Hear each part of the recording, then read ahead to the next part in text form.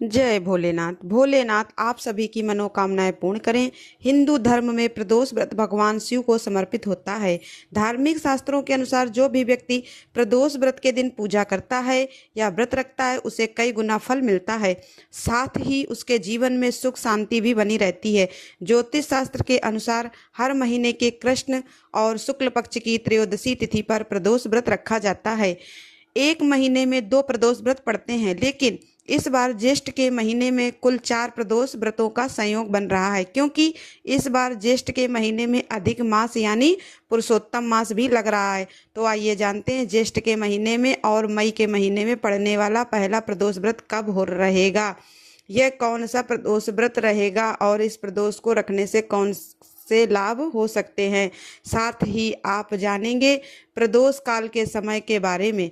इस बार ज्येष्ठ महीने के कृष्ण पक्ष की त्रयोदशी तिथि 14 मई दिन गुरुवार को सुबह 11:21 से शुरू हो रही है और त्रयोदशी तिथि का समापन 15 मई शुक्रवार को सुबह 8:31 पर होगा। इस बार त्रयोदशी तिथि 2 दिन पड़ रही है। देखा जाए तो 15 मई शुक्रवार को उदय तिथि के अनुसार त्रयोदशी रहेगी, लेकिन प्रदोष व्रत उस तिथि में रखा जाता है जिस दिन प्रदोष काल का समय भी त्रयोदशी तिथि में ही प्राप्त हो रहा हो।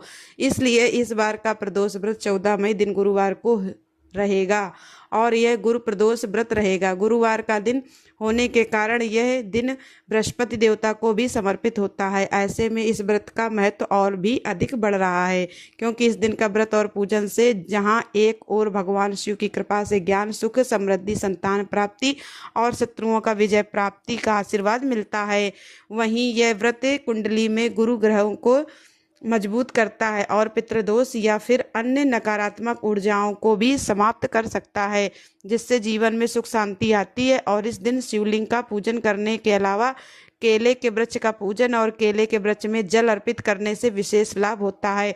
14 मई दिन गुरुवार को ब्रह्म मुहूर्त सुबह 4:13 से 5:01 तक रहेगा। सूर्योदय होगा सुबह 5:50 पर। सूर्यास्त होगा शाम 6:56 पर। प्रातःकाल पूजा मुहूर्त सुबह 4:28 से 5:31 तक रहेगा। इस दिन प्रीति योग शाम 5:53 तक रहेगा। बाद में आयुष्मान योग प्रारंभ होगा।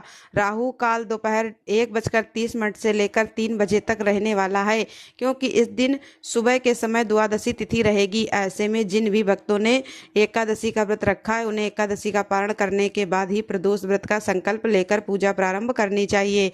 और इस बार 14 मई दिन गुरुवार को प्रदोष काल का समय रहेगा शाम 6:11 से लेकर 7:41 तक।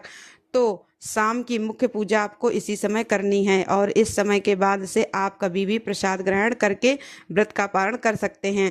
प्रदोष काल के समय यदि आप शिवलिंग का पूजन खुद से ना कर पाएं या घर पर नहीं हो, घर से बाहर हो, तब भी आपको प्रदोष काल के समय भगवान शिव के मंत्रों का जाप, भजन कीर्तन या भगवान शिव का ध्यान या फिर कथा का श्रवण प्रदोष काल में अवश्य करना चाहिए।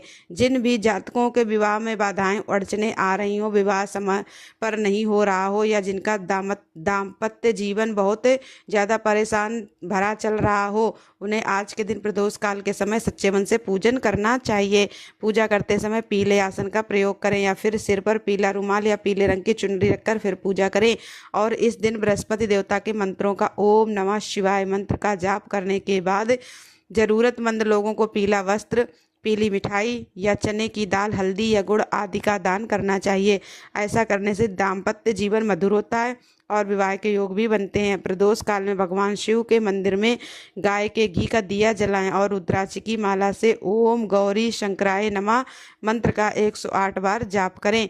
इनमें से आपके लिए जो भी संभव हो उस उपाय को आप कर सकते हैं। यह थी आज की वीडियो। उम्मीद है जानकारी आपको पसंद आई होगी, तो वीडियो को लाइक और चैनल को सब्सक्राइब अवश्य करिएगा। धन्यवाद दोस्तों।